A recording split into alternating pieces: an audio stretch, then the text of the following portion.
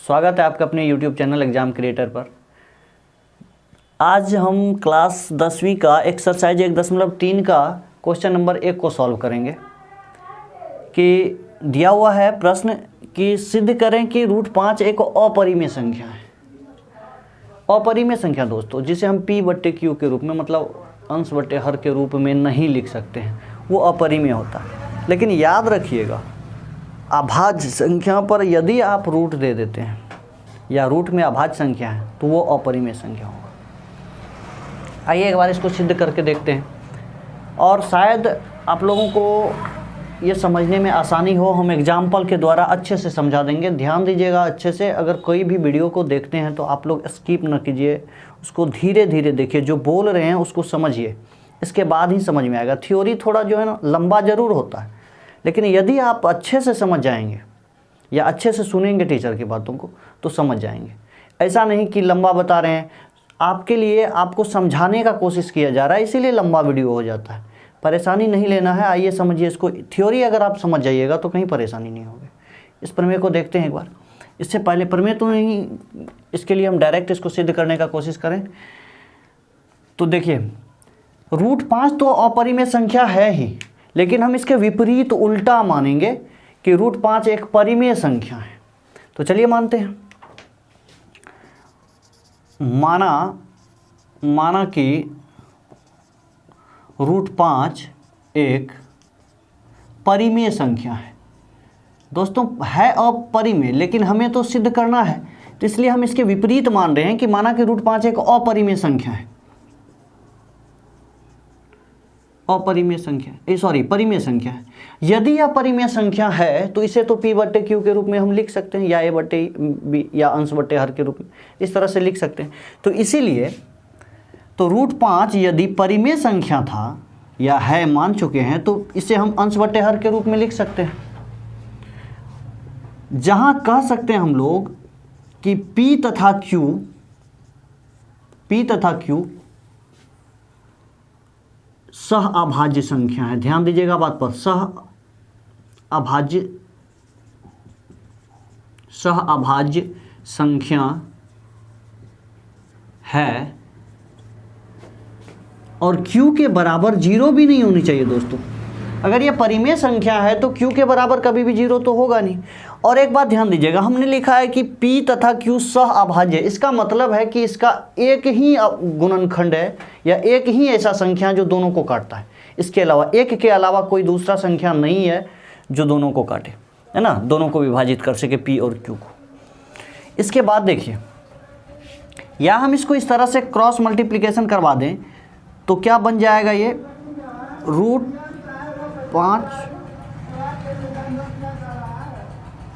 p, तो cross में गुना किए तो √5q बराबर p। अब दोनों तरफ देखिए दोस्तों, दोनों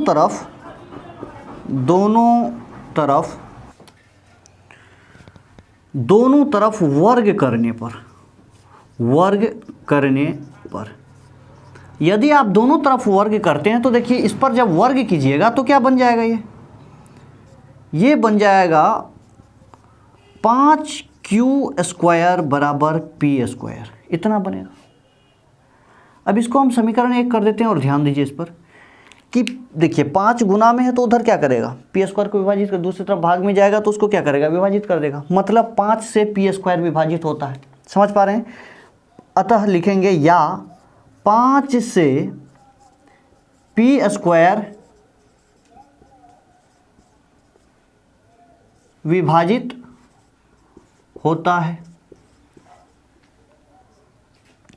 इसीलिए हमने इससे पहले एक प्रमेय को सिद्ध किया था जिसमें बताया था कि यदि p a² को विभाजित करता है तो p a को भी विभाजित करेगा, ये ध्यान देना है। तो इसी आधार से जब 5 p² को विभाजित करता है तो 5 से p भी विभाजित होगा,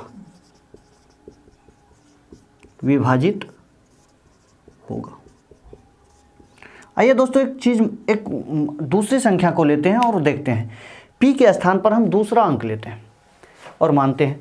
तो मान लेते हैं, माना P बराबर 5m ले लेते हैं, P के स्थान पर दूसरा ले लेते हैं। तो इसीलिए क्या बनाएगा इसका कि यदि हम समीकरण 1 के जगह पर p स्क्वायर के जगह पर 5m को रख दें तो क्या बना देगा 5q स्क्वायर। अब बराबर 5 के इसका यहाँ रखेंगे तो 25m स्क्वायर बना देगा। या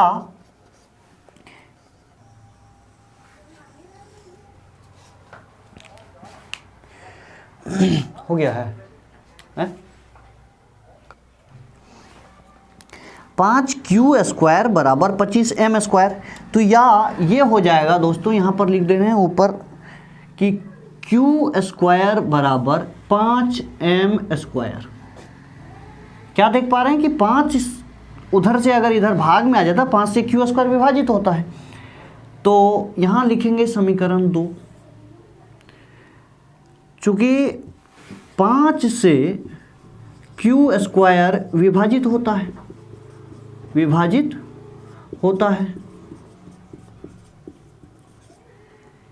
इसलिए 5 से आप लोगों का प्रमेय में सिद्ध कर चुके हैं कि 5 से अगर q स्क्वायर विभाजित होता है तो 5 से q भी विभाजित होगा। तो 5 से q भी विभाजित होगा।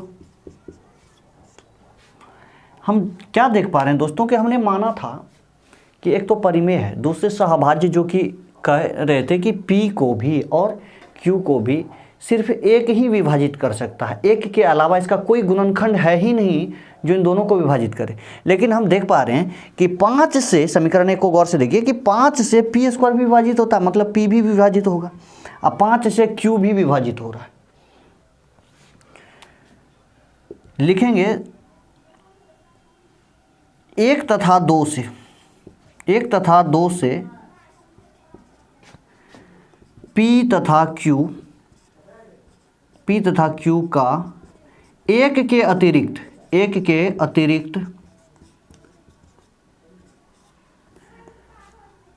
5 भी एक गुणनखंड है जो P तथा Q को जो विभाजित करता है।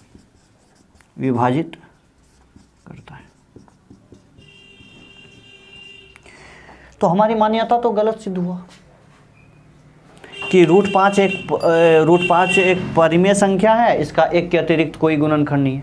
तो अतः लिखेंगे, अतः हमारी मान्यता गलत है, अतः हमारी मान्यता गलत है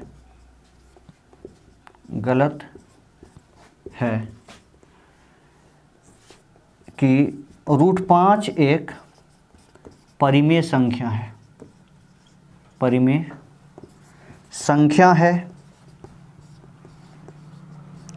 लिखेंगे अतः √5 एक क्या है, अपरिमेय संख्या। √5 एक अपरिमेय संख्या है। चलिए इनको देखते हैं एक बार ध्यान से कि √5 एक अपरिमेय संख्या, इस तरह से हम इसको सिद्ध कर चुके हैं। देखिए अब ये परिमेय माने तो इसका ठीक विपरीत निकल करके आया, अर्थात √5 एक अपरिमेय संख्या है। अब हम इसके आधार पर दोस्तों √2, √3, √7 इस तरह से इन सभी को आराम से इसको सॉल्व कर सकते हैं, कोई दिक्कत नहीं है। जैसे 5 के स्थान पर आप 2 लेकर के भी बना सकते हैं, 5 लेकर के भी बना सकते हैं, 3 लेकर के भी बना सकते हैं, आसानी से बन जाएगी। यदि आपको ये समझ में आ गया तो इसको अच्छे से नोट कर लीजिए। फिर अगले वीडियो में हम एक्सरसाइज 1.3 का 2 नंबर का क्वेश्चन लेकर के आएंगे। नोट कर लीजिए आप लोग इसको।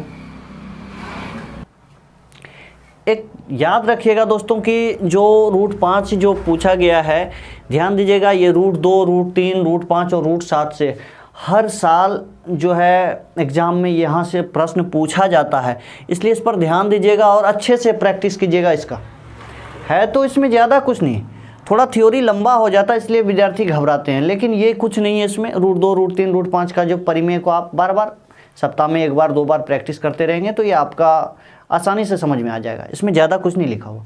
इससे पहले हमने एक प्रमेय को सिद्ध कर दिया है, उस वीडियो को देखिए, इसके बाद ही इसको देखिए, अच्छा से समझ में आ जाएगा। और अगले वीडियो में हम बताएंगे इससे दूसरे टाइप का प्रश्न जो कि इसी पर आधारित रहेगा, परिमेय और अपरिमेय संख्याओं से संबंधित। तब तक के लिए धन्यवाद।